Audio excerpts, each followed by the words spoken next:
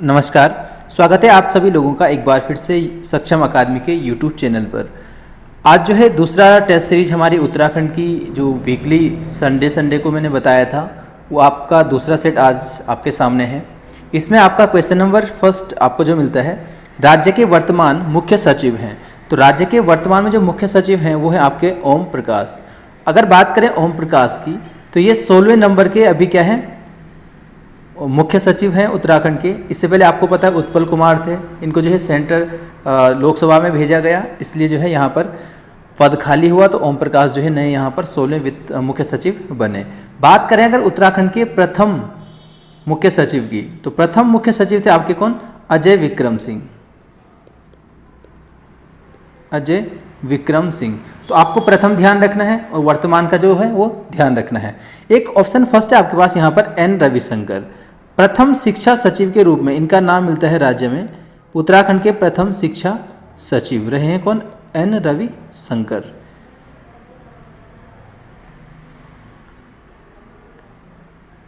Question number second है हमारे पास, गौण संस्कार का संबंध किस जनजाति से है। तो गौण संस्कार का जो संबंध है वो आपका किससे, भोटिया जनजाति से। आपने वाणी में पढ़ा होगा कि जो गौण संस्कार है वो बोला जाता है किसको, वो बोला जाता है अंत्येष्टि संस्कार को। अंत्येष्टि जब जो है व्यक्ति की मृत्यु हो जाती है तो अंत्येष्टि संस्कार के रूप में उसका गौण संस्कार यहाँ पर क्या किया जाता है, संपन्न करवाया जाता है।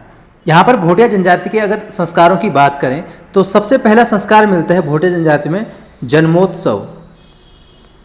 अब जन्मोत्सव आपको पता है जन्म पर मनाया जाने वाला उत्सव जन्मोत्सव हो जाएगा। उसके बाद दूसरा मिलता है यहाँ पर छयुसिमो। छयुसिमो मिलता हो जिसको जो है नामकरण के रूप में मनाया जाता है। जब बच्चे का नामकरण होता है तो उसको जो है छयुसिमो के रूप में मनाया जाता है। तीसरा आपको यहाँ पर मिलता है मुलिन कोर्मो। जो मुलिन कोर्मो है इसमें क्या होता है, चूल्हे में प्रवेश। चूल्हे में प्रवेश होता क्या था कि आपने देखा होगा जो लोग गांव से होंगे, अभी भी गांव में क्या होता है कि जब कोई स्त्री प्रसव जिसका होता है उसको जो है कुछ दिनों के लिए उसको अलग रखा जाता है। फिर उसके बाद एक पूजन प्रकार का होता है जहां पर क्या है नवजात शिशु को और उसकी माता को जो है प्रसूति को क्या किया जाता है, चूल्हे में प्रवेश दिया जाता है, मतलब सबके साथ उसको फिर रखा जाता है। तीसरा यहाँ पर आता है आपका भूमो। जो भूमो है वो आपका 3 माह में, जब बच्चा 3 माह का हो जाता है तो यहाँ पर बच्चे को नए वस्त्र वगैरह पहनाए जाते हैं। तो इस प्रकार से भूमो संस्कार यहाँ पर मनाया जाता है। उसके बाद अगला आता है पुष्यावोमो। पुष्यावोमो करके आता है। पुष्यावोमो को जो मनाया जाता है वो मनाया जाता है मुंडन, मतलब जो मुंडन संस्कार है उसको पुष्यावोमो के रूप में यहाँ पर मनाया जाता है किसमें, भोटिया जनजाति में। और एक लास्ट में मिलता है बुढ़ानी।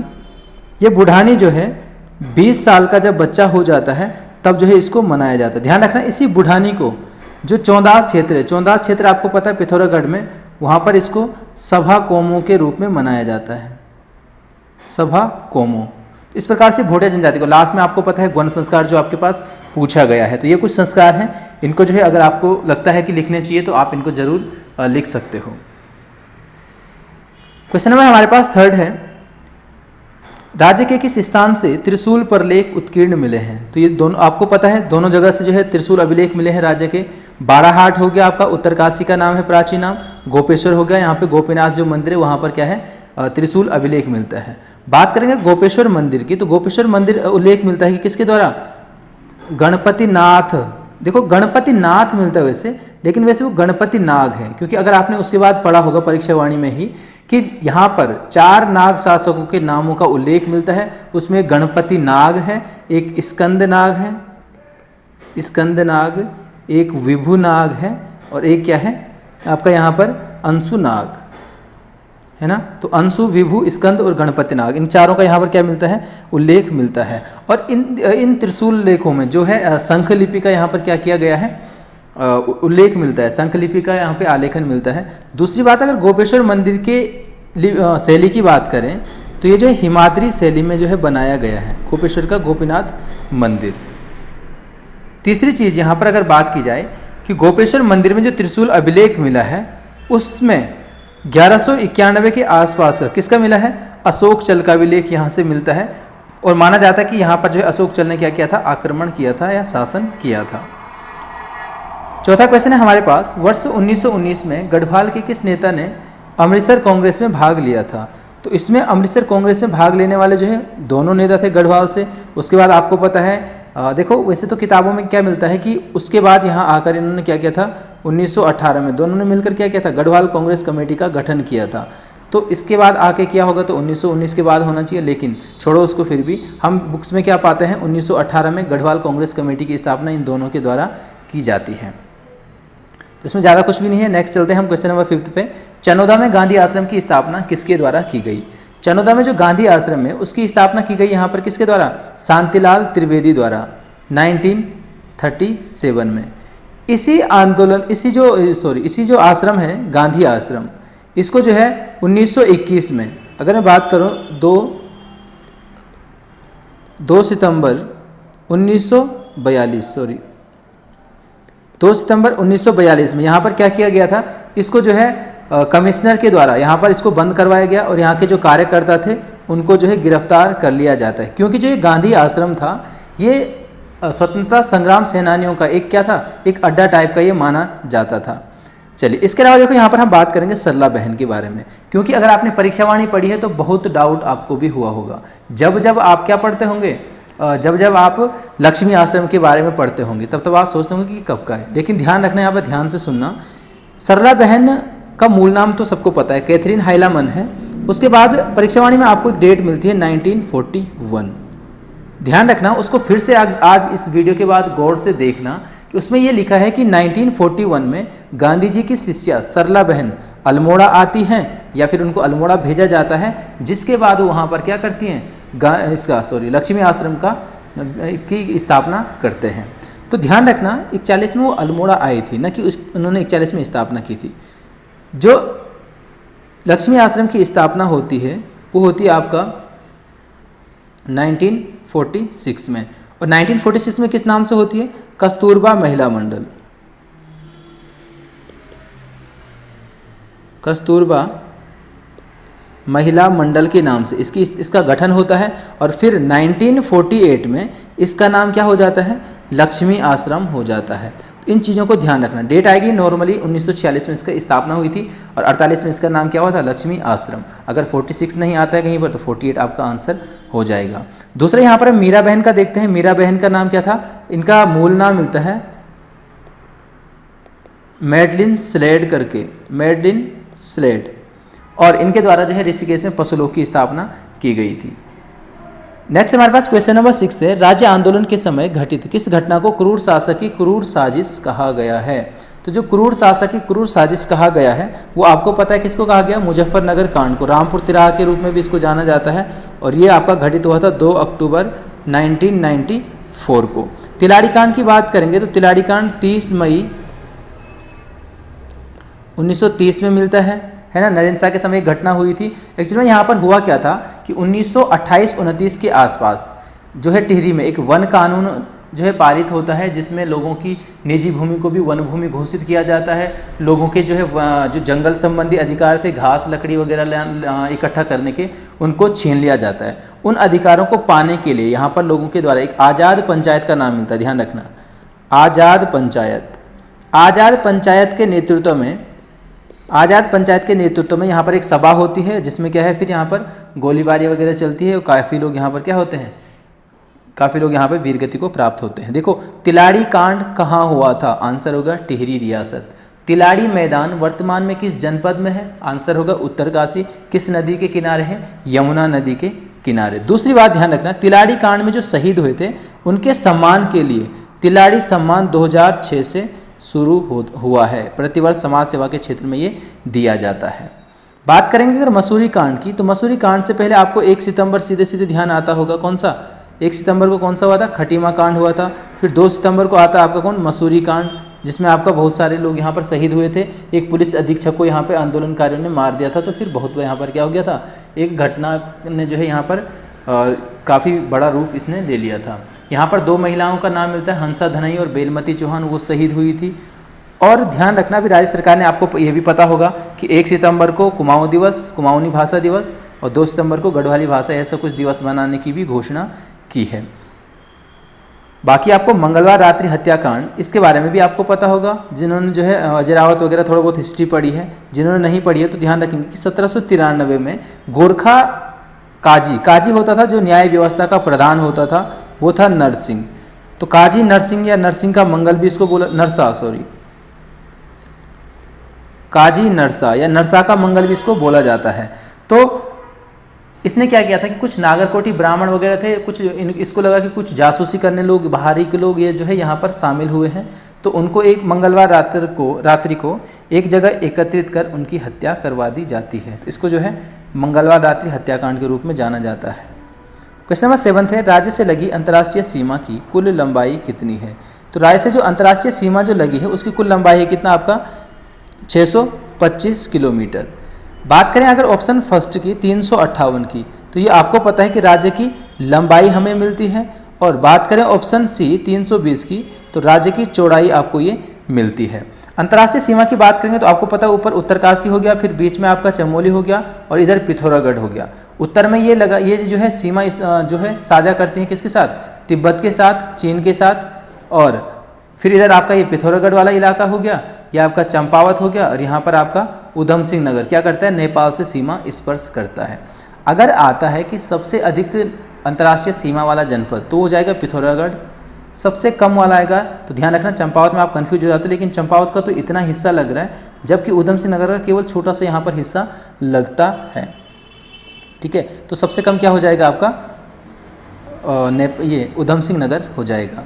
चीन सीमा की बात करेंगे तो 350 किलोमीटर चीनी सीमा है, उसमें से 300 तो तिब्बत वाला है, जो तिब्बत वाला क्षेत्र चीन ने कब्जाया हुआ है। और चीन से बात की जाए तो केवल क्या है? 50 किलोमीटर की सीमा है। और नेपाल से बात करेंगे तो 275 किलोमीटर जो है यहाँ पर सीमा मिलती है। चलिए नेक्स्ट हमारे पास 8th क्वेश्चन है, प्राचीन ग्रंथों में राज्य के किस भौगोलिक भाग को हिमाद्री के नाम से जाना गया है? तो यहाँ पर जो वृहद हिमालय है उसको हिमाद्री के रूप में जाना गया है, क्योंकि यहाँ पर बर्फ़ की अधिकता के कारण जो है यहाँ पर ज़्यादातर बर्फ़ वगैरह रहती है, तो इसलिए इसको हिमाद्री कहा गया है। ऐसे में अगर बात करूँ लघु हिमालय की, देखो लघु का ही नाम मिलता है निम्न हिमालय, या लघु का ही नाम क्या मिलता है? एक आपका लघु, निम्न या मध्य हिमालय। इसको जो है हिमांचल कहा गया है, हिम अंचल का इसको नाम दिया गया है। हिमाद्री हो गया वृहद हिमालय, हिमांचल हो गया आपका कौन? लघु हिमालय। देखो बहुत सारे यहाँ पर हिमालय की श्रेणियों से ही काफ़ी सारे क्वेश्चन बन जाते हैं। अगर हम बात करेंगे कि सर्वाधिक औसतन वर्षा किस भौगोलिक भाग में होती है, तो सर्वाधिक औसतन वर्षा आपका हो जाएगी किस में? शिवालिक में। ठीक है, शिवालिक में। शिवालिक को ही जो है कभी कभार शिवालिक ना आकर क्या आता है? बाह्य हिमालय आता है। तो बाह्य हिमालय भी उसी को कहा गया है। यहाँ पर क्या होती है? औसतन सर्वाधिक वर्षा होती है। सबसे कम वर्षा की बात करेंगे तो वो होती है आपकी किस में? वृहद हिमालय में। यहाँ पर क्या है कि वृहद हिमालय में केवल कुछ मात्रा में ही वर्षा होती है, टेम्परेचर गिरने पर सीधे बर्फबारी यहाँ पर हो जाती है। उसके बाद बात करेंगे कि सर्वाधिक पर्यटक स्थल, तो सर्वाधिक पर्यटक स्थल भी आपका किस में आ जाएंगे? शिवालिक में आ जाएंगे। शिवालिक में जीवाश्मों की उपस्थिति होती है, इसको पर्वतपाद या हिमालय पाद के रूप में इसको जाना जाता है, और मैनाक के रूप में भी इसका वर्णन यहाँ पर मिला है। दूसरी बात देखो, मैंने क्या बताया कि सर्वाधिक पर्यटक स्थल शिवालिक में अगर आता है कि सर्वाधिक पर्वतीय पर्यटक स्थल यानी सर्वाधिक हिल स्टेशन अगर आता है तो वह आपके लघु, मध्य या निम्न हिमालय में। यहाँ से कई बार क्वेश्चन आपने देखा होगा परीक्षा वाणी में कि चक्राता, मसूरी, रानीखेत ये जो है किस भौगोलिक भाग में है, तो ये आपका किस में? ये लघु हिमालय में हो जाएंगे, मतलब ये हिल स्टेशन है ना। नेक्स्ट की बात करेंगे 9th की, दाबका, बाकरा आदि नदियाँ राज्य के किस जनपद से निकलती हैं? तो जो ये नदियाँ हैं ये आपका निकलती हैं कहाँ से? नैनीताल से। देखो इन नदियों से कुछ क्वेश्चन भी बनते हैं। एक तो हो गया आपका दाबका। दाबका का उद्गम स्थल अगर आएगा तो आपको क्या याद रखना है? देखो गरम दाब, माना जो दाब है वो क्या है? गरम दाब है। तो गरम से हो गया गरम पानी, गरम पानी नामक स्थान से निकलते कौन? दाबका नदी। दूसरी हम बात करेंगे, एक मिलता है यहाँ पर गोल पहाड़। गोल पहाड़, गोल पहाड़ से मतलब देखो गोल से हो गया कौन सी? गोला नदी, और पहाड़ से हो गया पहाड़ पानी। पहाड़ पानी जगह से निकलते कौन? गोला नदी। एक आप इस तरीके से ध्यान रख सकते हो, नंदू चोर। जो नंदू से हो गया कौन, नंधौर, और नंधौर नदी निकलती कहाँ से, चोर गलिया, ये भी नैनीताल में ही आपका स्थित है। जो क्वेश्चन में आपके पास बाकरा नदी है, बाकरा नदी से एक क्वेश्चन और आता है कि ऊधम सिंह नगर में हरिपुरा जलाशय किस नदी पर स्थित है। तो जो ऊधम सिंह नगर का जो हरिपुरा जलाशय है वो आपको मिलता है किसमें, बाकरा नदी पर स्थित है। तो ये नैनीताल की कुछ नदियां हैं। ऐसे ही आपने देखा होगा कि गोला नदी पर ही क्या है, जमरानी बांध है, और जमरानी बांध से फिर आपने क्वेश्चन क्या पढ़ा होगा कि जमरानी बांध से सिंचाई व्यवस्था के लिए जल उपलब्ध कराया जाता है किस किस को, ऊधम सिंह नगर और नैनीताल दोनों को। साथ ही गोला नदी पर हल्द्वानी में एक ब्रिज है, हार्डिंग ब्रिज। हार्डिंग ब्रिज ने जो है इसका उद्घाटन, हार्डिंग आपको पता है, हार्डिंग द्वितीय जो थे 1913 में इन्होंने यहाँ पर आकर किया था। हल्द्वानी में है गोला नदी पर कौन सा, हार्डिंग ब्रिज, 1913 में उसका उद्घाटन यहाँ पर किया जाता है। नेक्स्ट की बात करेंगे, हमारे पास 10th है, रिखवाड़ नदी किस नदी की सहायक है। रिखवाड़ नदी की मैं अगर बात करूँ तो यह आपका किसकी, यमुना की सहायक नदी है। यमुना की सहायक में आपका सबसे बड़ी सहायक है इसकी टोंस नदी, आपको पता है रूपिन और सुपिन से होकर जो है मिलती है। और अगर बात की जाए कि यमुना में टोंस कहाँ पर आकर मिलती है, तो टोंस आपका कालसी के क्षेत्र में यहाँ पर आकर किससे मिल जाती है, यमुना से मिल जाती है। यमुना की बात करेंगे तो ऋषि गंगा, हनुमान गंगा, आपका कृष्णा घाट मिलता है, भद्री घाट हो गया, पुजार घाट करके एक आसन मिलता है, ये आपको पता होगा है ना, कमल घाट आपने सुना होगा, कमल घाट है कमल नदी का नाम। तो ये सभी किसकी हैं, यहाँ पर यमुना की सहायक नदियाँ मिलती हैं। बात करेंगे अगर भागीरथी और भिलंगना की, तो ये दोनों आपका कहाँ पर मिलती हैं, पुरानी टिहरी में। पुरानी टिहरी में इनका संगम है, और फिर आगे जाके ये किस नाम से जाती है, भागीरथी नाम से, और अलकनंदा में मिल जाती है कहाँ पर, देव प्रयाग में। अगला हमारे पास क्वेश्चन नंबर 11 है, उत्तरकाशी स्थित कौन सा बुग्याल शीतकाल में स्कीइंग प्रशिक्षण के लिए प्रसिद्ध है। तो ये है आपका कौन सा, दयारा बुग्याल। दयारा बुग्याल को अगर मानचित्र पर लाने का श्रेय दिया जाता है तो वो जाता है किसको, चंद्रप्रभा एतवाल को। चंद्रप्रभा एतवाल, इन्होंने जो है विश्व के मानचित्र पर इसको स्थान दिलाने में जो है महत्वपूर्ण योगदान इन्होंने दिया था। दयारा बुग्याल की बात करें तो यहाँ पर अढूड़ी नामक एक उत्सव मनाया जाता है, जिसको हम क्या बोलते हैं, मक्खन की होली या बटर फेस्टिवल के रूप में जिसको जाना जाता है, आप लोगों ने पढ़ा होगा। इसके बाद हम यहाँ पर बात करेंगे अगर ऑप्शन 2nd, 3rd और 4th की, तो ये तीनों बुग्याल हैं आपका कहाँ पर, उत्तरकाशी में। पुष्ठारा हो गया, तपोवन हो गया। लेकिन अगर ओली की बात करेंगे तो ओली है आपका कहाँ पर, चमोली में। शीत जो यहाँ पर विंटर गेम्स है उनके लिए फेमस है, स्कीइंग वगैरह के लिए। बात आती है कि ओली से कई सारे क्वेश्चन बनते हैं। ओली रोपवे आता है आपका 1983 में, इसका शिलान्यास हुआ था। 10 साल बाद यानी 93 में इसका उद्घाटन हुआ था। एक डेट बीच में आती है 1987, यहाँ पर गढ़वाल मंडल द्वारा एक शीत महोत्सव यहाँ पर जो है आयोजित किया गया था, कहाँ पर, ओली में। और उसके बाद आता है कि ओली में सर्वप्रथम विंटर सेफ गेम्स कब आयोजित हुए थे, तो वो होते आपका 2011 में। चलिए नेक्स्ट हमारे पास 12 क्वेश्चन है, राज्य में गोविंद बल्लभ पंत राजकीय प्राणी उद्यान स्थित है। ये जो प्राणी उद्यान है ये आपका नैनीताल में स्थित है, और 1995 1 जनवरी 1995 को ये पर्यटकों के लिए यहाँ पर खोला गया था। देखो अगर इसकी वेबसाइट आप चेक करोगे तो वहाँ पर आपको 1984 इसकी स्थापना मिलेगी। वही है ये कौन सा, उच्च स्थलीय प्राणी उद्यान करके भी इसका नाम मिलता है ना। तो 1984 भी इसकी वेबसाइट पे इसका डेट मिलती है, और 1 जनवरी 1995 में इसको पर्यटकों के लिए खोला गया है, ये भी इसमें डेट मिलती है। तो दोनों में से कोई आएगी तो आप एग्जाम में उसकी ओर जा सकते हो। बात उच्च स्थलीय की हमने की यहाँ पर। उच्च स्थलीय पादप शोध संस्थान की अगर बात करूँ, उच्च स्थलीय पादप शोध संस्थान, तो यह आपका कहाँ पर, श्रीनगर में, या फिर इंग्लिश में आएगा तो high altitude plant physiology centre आता है श्रीनगर में। 1979 में इसकी स्थापना की गई थी। और ध्यान रखना कभी कभार इसकी कार्यशाला आती है, किसकी, उच्च स्थलीय पादप शोध संस्थान की कार्यशाला कहाँ पर स्थित है, तो इसकी कार्यशाला आपका कहाँ पर, तुंगनाथ में स्थित है। ठीक है, आगे चलते हैं। 13 है, देहरादून स्थित मंदराम क्षेत्र किसके लिए प्रसिद्ध है। तो देहरादून का जो मंदराम क्षेत्र है वो आपका मिलता है किस के लिए, चूना पत्थर के लिए। चूना पत्थर के लिए एक आपने बाराकोट क्षेत्र पढ़ा होगा, बाराकोट क्षेत्र, वो भी चूना पत्थर के लिए फेमस है ना। ये भी देहरादून कालसी की तरफ है जो स्थित है। बात करेंगे अगर तांबे की, तांबे के लिए एक थैली पाटन आता है। थैली पाटन, आपको पता है थैली पाटन कहाँ पर है, बागेश्वर में स्थित है। तो इस थैली पाटन में क्या है, तांबा मिलता है। कुछ यूनिक चीज़ें अगर मैं बात करूं गंधक की, तो गंधक आपका यूनिक एक जगह तो नहीं मिलता है, लेकिन गंधक से आता है कि 1957 रूपगंगा घाटी के सुदोला गांव में सबसे पहले राज्य में गंधक की खोज हुई थी। वर्तमान में आपको पता है सहस्त्रधारा में जो है, सहस्त्रधारा के जल में, या फिर गंगानी आता है आपका, गंगानी कहाँ पर, उत्तरकाशी में कुंड है, उस कुंड में भी गंधक की मात्रा देखने को या मिलती है, उपस्थिति इसकी मिलती है। उसके अलावा हम बात करेंगे टिन की, तो टिन मिलता है आपका चमोली में। हम बात करेंगे अगर चांदी की, तो चांदी की कुछ मात्रा मिली है आपका कहाँ पर, अल्मोड़ा में। ऐसे एक यूनिक चीज़ आती है यूरेनियम, यूरेनियम की बात करेंगे तो वो मिलता है आपका कहाँ पर, टिहरी में।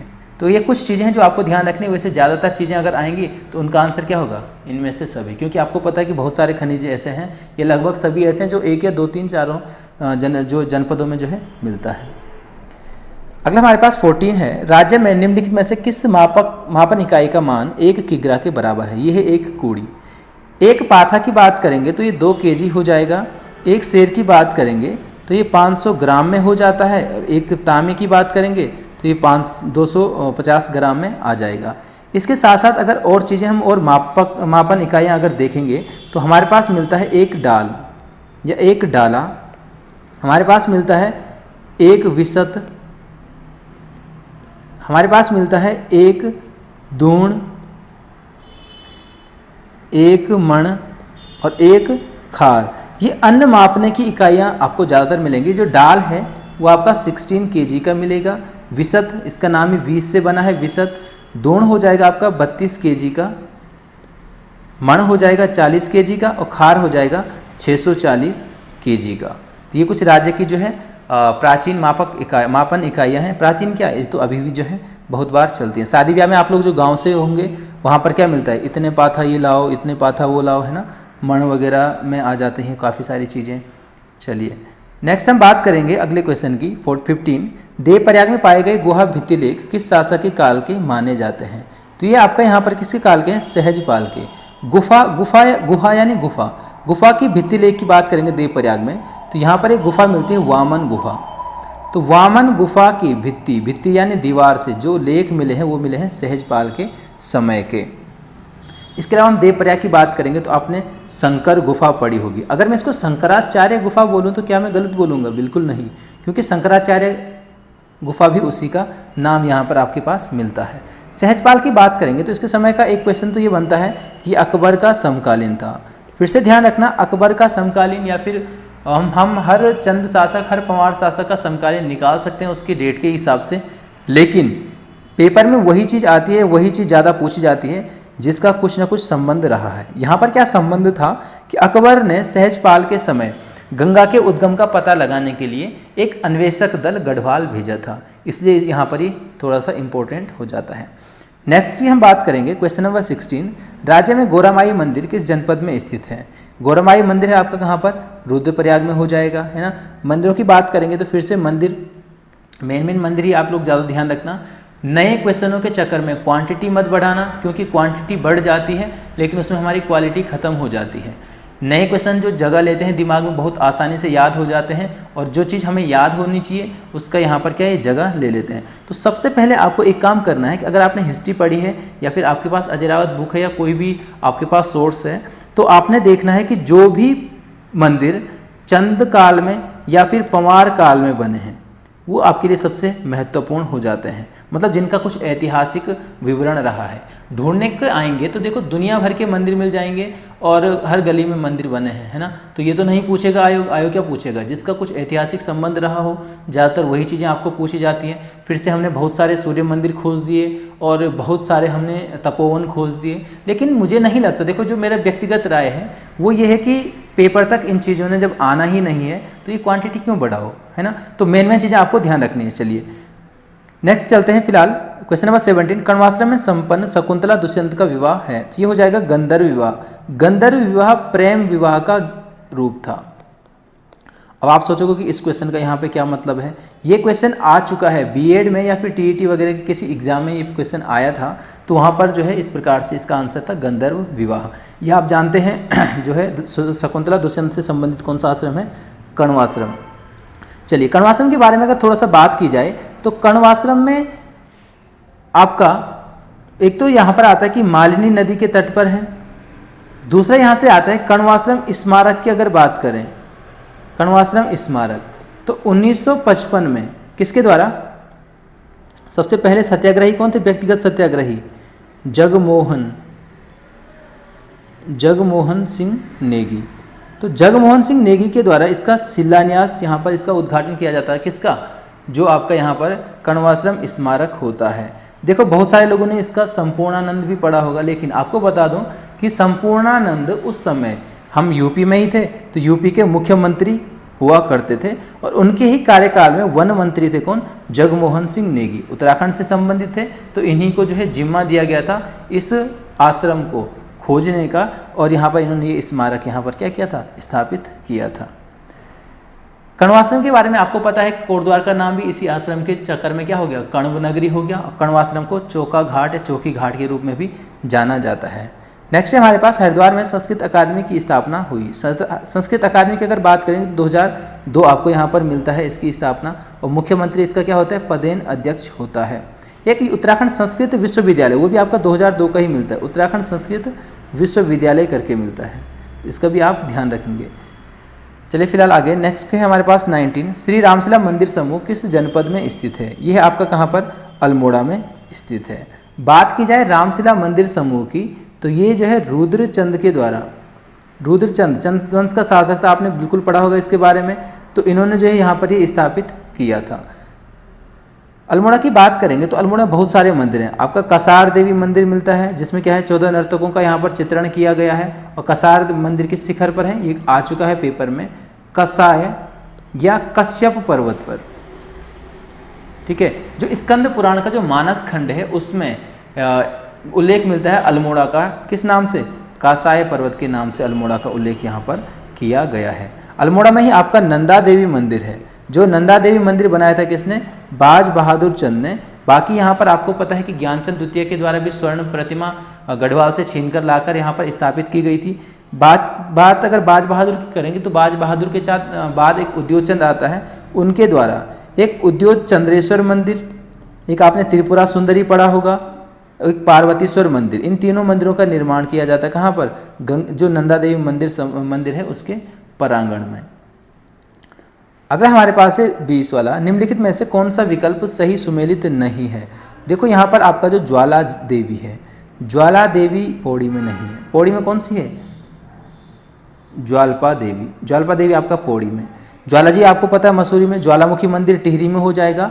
एक ज्वाला देवी अगर बात की जाए तो ज्वाला देवी मिलता है उसी का नाम जिसे हम कुंडेश्वरी देवी के रूप में जानते हैं, जिसे हम उज्जैनी देवी के रूप में जानते हैं। अगर अभी भी आपको समझ नहीं आया तो जिसे हम बाला सुंदरी के रूप में जानते हैं। देखो ये मैं नहीं कह रहा हूँ, ये बहुत सारी चीज़ें हमने पढ़ी हैं, और आपको अगर आपने पढ़ा है तो काशीपुर में एक उज्जैन दुर्ग मिलता है, जो मित्र वंश के शासकों द्वारा स्थापित किया गया है। मित्र वंश के शासकों ने यहाँ पर एक दुर्ग बनाया था जिसका नाम क्या है, उज्जैन दुर्ग, और उसी दुर्ग के निकट ये मंदिर है, तो उसको उज्जैनी देवी के रूप में भी जाना जाता है। अगला चलते हैं क्वेश्चन नंबर 21, राज्य में भद्रकाली शक्तिपीठ कहाँ स्थित है। अगर भद्रकाली शक्तिपीठ की बात करेंगे तो ये आपका कहाँ पर, बागेश्वर में मिलता है भद्रकाली शक्तिपीठ। शक्तिपीठ से संबंधित कुछ क्वेश्चन अगर हम देखें तो एक मिलता है आपका शाकंभरी शक्तिपीठ, शाकंभरी शक्तिपीठ। तो शाकंभरी शक्तिपीठ है आपका कहाँ पर, त्रियुगी नारायण, और ये आपको पता है कहाँ पर, रुद्रप्रयाग में स्थित है। एक आपको मिलता है रमणा, जो रमणा देवी है वो है देवप्रयाग में, देवप्रयाग टिहरी में। उसके बाद एक आपको मिलता है यहाँ पर इंद्रासना। ग्रुप डी का पेपर अगर आपने दिया है तो शायद हरिद्वार वाले में ये आया था, इंद्रासना शक्तिपीठ कहाँ स्थित है। तो इसका आंसर उसने क्या दिया था, कंडाली गांव दिया था, जो कंडाली गांव आपका रुद्रप्रयाग में स्थित है। एक मिलता है कंसमर्दिनी शक्तिपीठ। कंसमर्दिनी शक्तिपीठ हो जाएगा आपका कहाँ पर, श्रीनगर में। एक उर्वशी मिलता है, उर्वशी शक्तिपीठ। तो उर्वशी शक्तिपीठ आपका कहाँ पर है, ये आपका मिलेगा आपको कहाँ पर, बद्रीनाथ में स्थित है, यानी चमोली में स्थित है। नेक्स्ट चलते हैं 22, देहरादून स्थित हिमालयन सांस्कृतिक केंद्र की स्थापना किस वर्ष की गई। इसका आंसर हो जाएगा 2010। 15 नवंबर 2010 को तत्कालीन जो राज्यपाल थी हमारी वो थी मार्गरेट अल्वा। राज्य की पहली महिला राज्यपाल हैं। द्वितीय आपको पता है अभी कौन है, बेबी रानी मौर्य। तो मार्गरेट अल्वा के द्वारा 15 नवंबर 2010 को देहरादून में इस केंद्र का उद्घाटन किया गया था। चलिए नेक्स्ट चलते हैं। निम्नलिखित में से कौन सा क्षेत्र व्हाइट वाटर वंडर के रूप में जाना जाता है? तो ये कोडियाला क्षेत्र है। कोडियाला क्षेत्र आपको पता है टिहरी में आता है, गंगा नदी में। कोडियाला में क्या होती है, रिवर राफ्टिंग वगैरह के लिए फेमस है। दयारे में हम देख चुके हैं, शीतकालीन स्कीइंग प्रशिक्षण केंद्र है यहाँ पर। ओली आपको पता है, इसके बारे में हम देख चुके हैं। नैनी झील आपका कहाँ पर है, नैनीताल में। और इस नैनी झील को स्कंद पुराण के मानस खंड में त्रिऋषि सरोवर के रूप में इसको जाना गया है, इसका उल्लेख मिलता है। चलिए 24 है सरुकुमेण किस प्रकार की कथा है? अगर सरुकुमेण की हम बात करेंगे तो सरुकुमेण एक प्रकार की प्रेम गाथा है। प्रेम गाथा में अगर हम बात करेंगे तो राज्य की सबसे फेमस जो प्रेम गाथा मिलती है वो मिलती है राजुला मालुशाही। राजुला मालुशाही प्रेम गाथा है, सबसे फेमस है। उसके बाद आपका यहाँ पर एक और मिलती है भाना गंगानाथ करके। देखो जो प्रेम गाथा होगी ना उसमें ज़्यादातर दो के नाम होंगे, एक होगा क्या नायक तो दूसरी होगी नायिका। इस प्रकार से आप इसको देख सकते हो, ये याद रख सकते हो। एक जीतू भरणा मिलती है, जीतू या जीतू की श्याली भरणा की आपने कहानी सुनी होगी। एक यहाँ पर आपका मिलता है गजू मलारी, गजू मलारी। तो ये कुछ प्रमुख क्या हैं, राज्य की प्रेम गाथाएं जो है राज्य में प्रचलित हैं। अगर वीर गाथा की बात करेंगे तो यहीं पर देखो जीतू भरणा हो गया तो वो प्रेम कथा हो गया। अगर आता है आपके पास क्या जीतू बगड़वाल आता है तो वो क्या हो जाएगी, वीर गाथा हो जाएगी। ऋतु संबंधी गीत अगर बात करेंगे तो आपका बसंती गीत आ जाता है जो बसंत पंचमी के अवसर पर गाया जाता है। आपका फूलदेई है जो आपका चैत माह में गाया जाता है।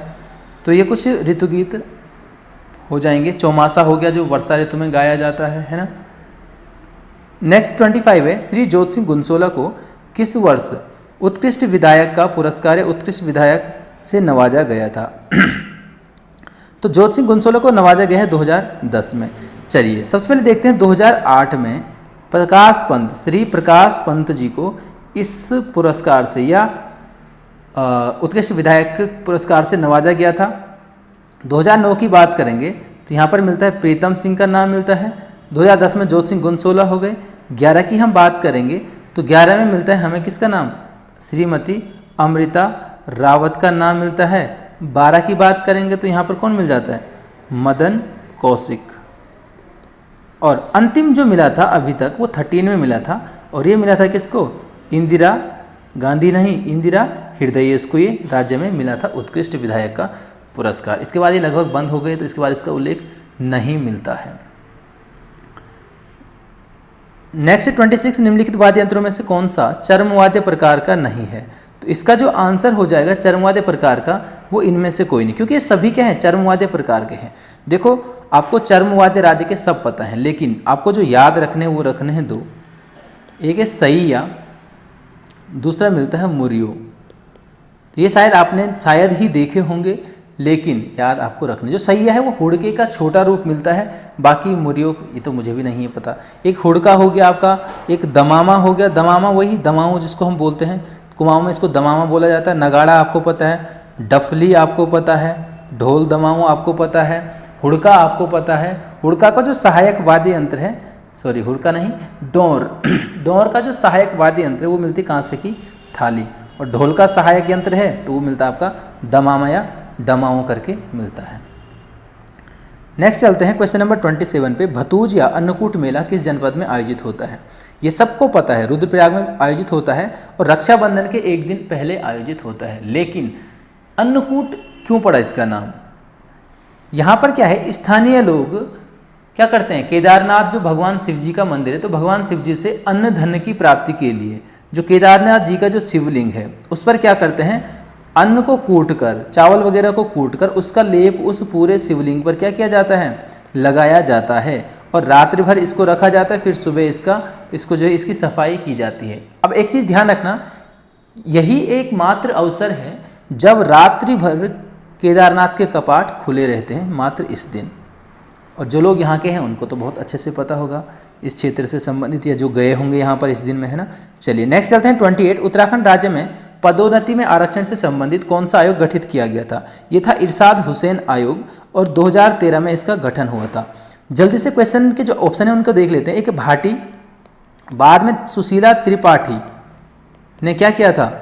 इनकी अध्यक्षता में एक आयोग गठित हुआ है 2012 में, जब बीजेपी की सरकार इससे पहले थी। उसके बाद कांग्रेस की सरकार 2012 में आती है, तो कांग्रेस की सरकार द्वारा एक समिति गठित की जाती है, एक आयोग गठित किया जाता है। किस चीज़ के लिए? भाजपा के समय हुए घोटालों की जांच के लिए। आपने कुंभ घोटाला सुना होगा, बहुत सारी जो भी चीज़ें हैं, मतलब देखो वहाँ पर उसके जो है जांच के लिए क्या हुआ, एक आयोग गठित हुआ। पहले कोई भाटी उसके अध्यक्ष थे, इन्होंने इस्तीफा दिया, तो फिर सुशीला त्रिपाठी करके नाम मिलता है, इन्होंने क्या किया, उसकी अध्यक्षता करी आयोग की 2012 में।